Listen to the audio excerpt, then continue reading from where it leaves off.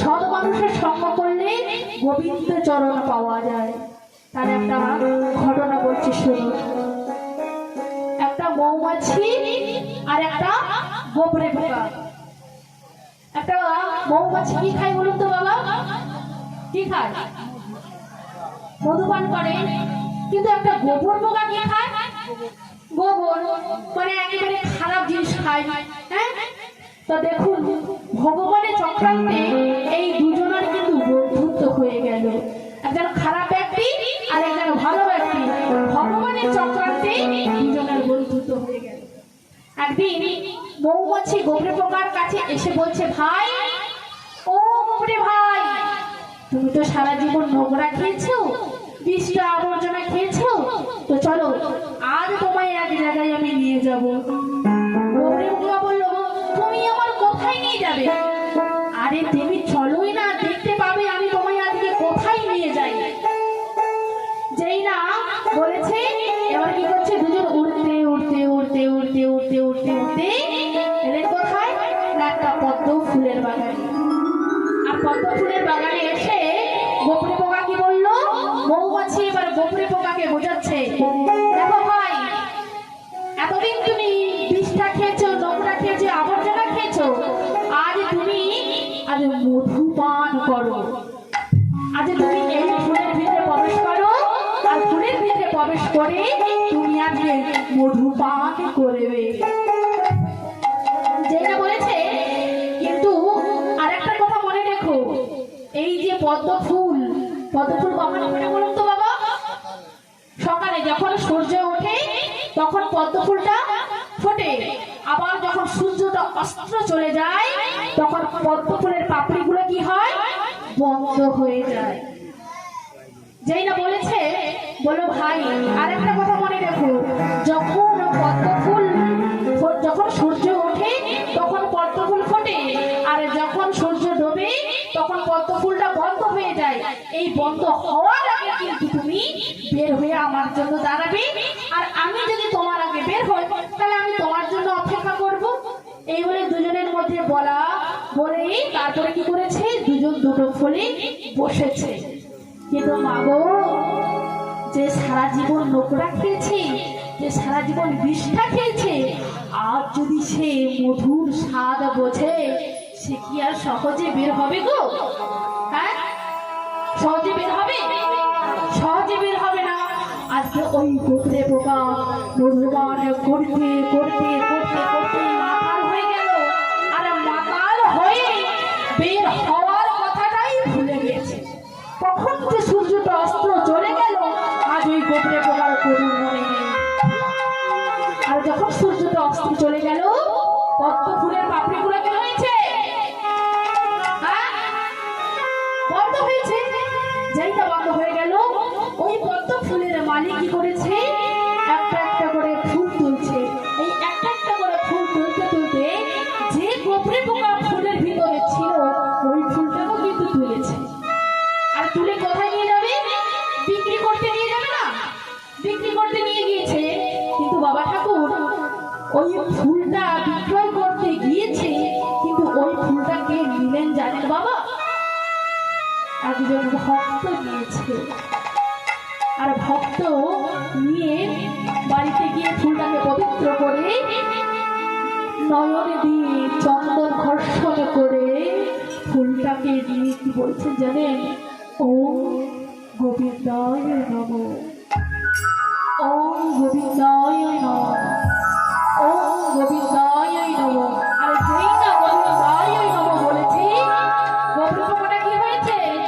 সে যে গোবিন্দ ছড়ো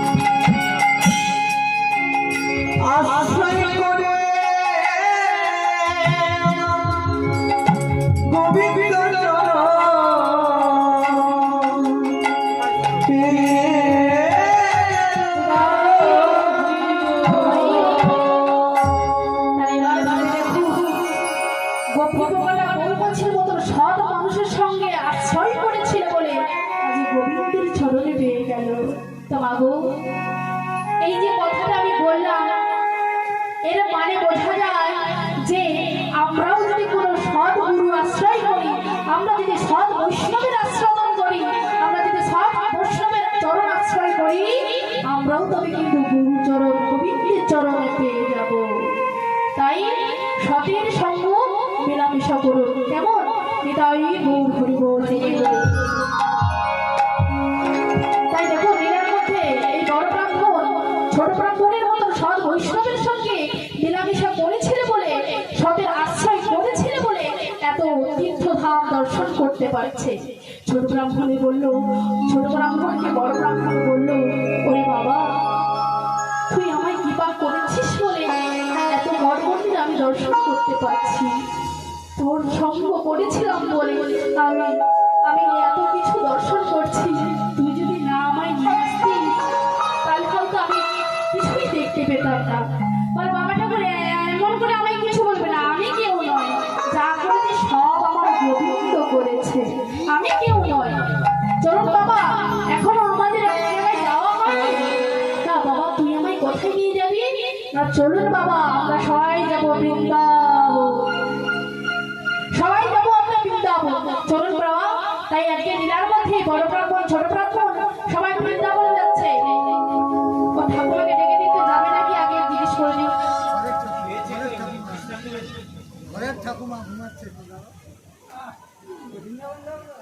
হ্যাঁ, ঠাকুমা সারা রাত্রি জেগেছে তো তাই ঝুম এসে গেছে, কোনো ব্যাপার না। যাবেন সবাই মিলে যাবেন। রাধা রানী কি কৃষ্ণ চন্দ্র কি গৌরাঙ্গ সুন্দর কি কাল বন কি প্রমাণ বন কি, যারা যারা যাবেন নাকি যাবেন না? সবাই যাবেন? হ্যাঁ সত্যি সবাই যাবেন? বলে বৃন্দাবনে যাবো, এত পয়সা পাবো কোথায়? এই লক্ষ্মী ভান্ডারে 1000 টাকা ঢুকেছে, তার মধ্যে আর 1000 টাকা শাড়ি নিয়ে নিয়েছি, কি করে যাবো? 1000 টাকা তো খরচা হয়ে গেল। লক্ষ্মী ভান্ডার পাচ্ছে সবাই পাবে, ঠাকুমা হ্যাঁ ঠাকুমা লক্ষ্মীর ভান্ডার পাই বলছে। আসলে ঠাকুমার মনে হয় 25 বছর হয়। হ্যাঁ ও ঠাকুমা, সবাই আমরা যাবো। কেমন? আসলে কি জানেন তো, আমরা বৃন্দাবন যাবো কি, আমরা বৃন্দাবনে তো চলে এসেছি। হ্যাঁ আছি তো, এটা কাল থেকে বৃন্দাবন হয়েছে। কেন? ভগবানের আগমন হয়েছে, এটা হলো নব বৃন্দাবন, তুলসী দেবীর আগমন হয়েছে। এই বৃন্দাবনে আমরা সবাই বসে থাকবো, কিন্তু আমাদের মনটাকে নিয়ে যাবো কোথায়?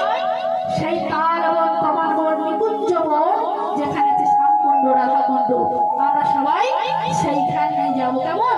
তাই সবাই মিলে হাত তুলুন, সবাই মিলে মাথায় কাপড় নেই।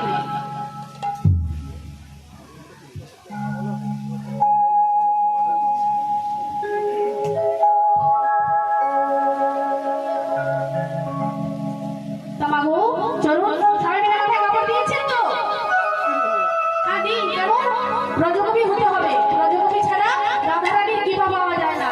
তাই আগে রাধারানীর কৃপা, তারপর কৃষ্ণের কৃপা। কেমন? তাই আজকে আমরা সবাই বৃন্দাবনে যাবো। তোরা বৃন্দাবনে কে কে যাবি? আয় রে আমার হারান ফেলে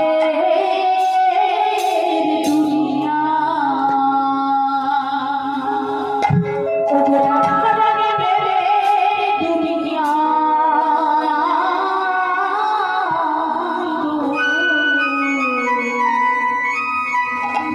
আমরা রাধারানী প্রেমে দুনিয়া।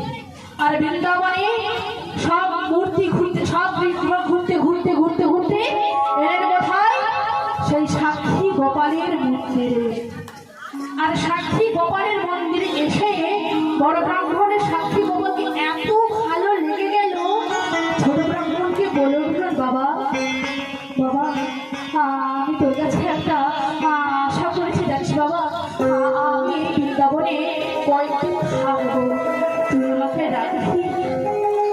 এই গোপালকে দেখে আমার খুব ভালো লেগেছে রে, তুই আমার গোটা দিন এইখানে রাখ না বাবা, আমার আশা জেগেছে আমি এইখানে থাকবো।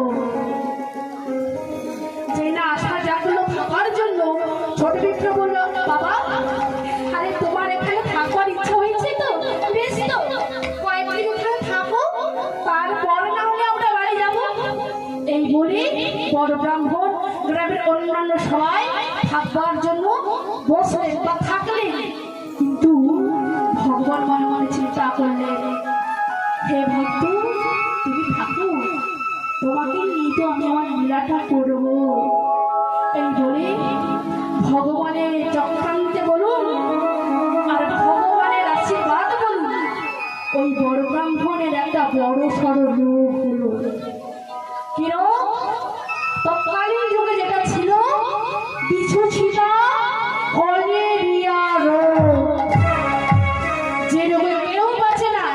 এখন যেমন আমরা সবাই জানি করোনা সম্পর্কে আমাদের সবাই জানা আছে তো, কতখানি ভয়াবহ রোগ ছিল, কত মানুষের হাজার হাজার মানুষের প্রাণ চলে গেছে করোনাতে। আর তৎকালীন যুগে ছিল কলেরিয়া রোগ, যে রোগ হলে কেউ আর বাঁচে না, কেউ বাঁচে না।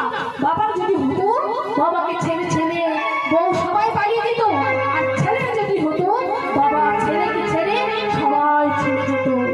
আজকে সেই রোগ হয়ে গেল বড় ব্রাহ্মণে। সবাই বলে উঠলো,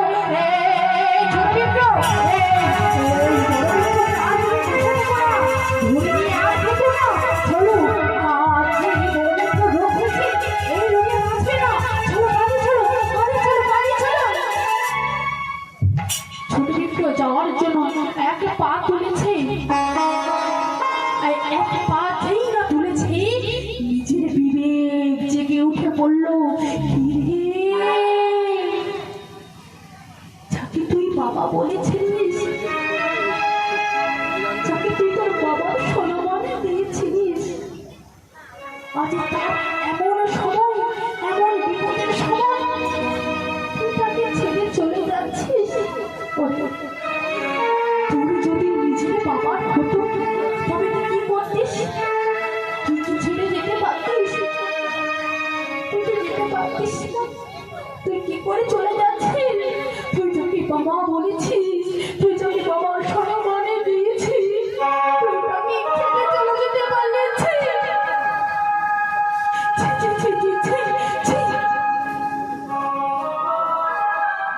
যেই না নিজের বিবেক জাগ্রত হয়ে এমন কটু কথা বললো, ছোট বিপ্র আর যেতে পারলো না বাবা, আর যেতে পারলো না। তিনি কি করলেন? এই রোগের লক্ষণ কি? এই রোগের লক্ষণ হলো ঘন ঘন বমি করবে, ঘন ঘন মলত্যাগ করবে, আর বমি করতে করতে মলত্যাগ করতে করতে একেবারে অসাড় হয়ে শেষ নিঃশ্বাস চলে যাবে। আজ বড় বিপ্র ঘন ঘন মলত্যাগ করছে, ঘন ঘন বমি করছে। ছোট বিপ্র কি করছে? মলগুলো হাতে তুলে সোজাচ্ছে আর বমিগুলো পরিষ্কার করছে। আর কি করছে জানেন বাবা? জানেন বাবা, ওই বড় বিপ্রের জন্য, নিজের জন্য নয়, নিজের জন্য নয়, ওই বড় বিপ্রের জন্য ওই গোপালের কাছে গিয়ে বলছে,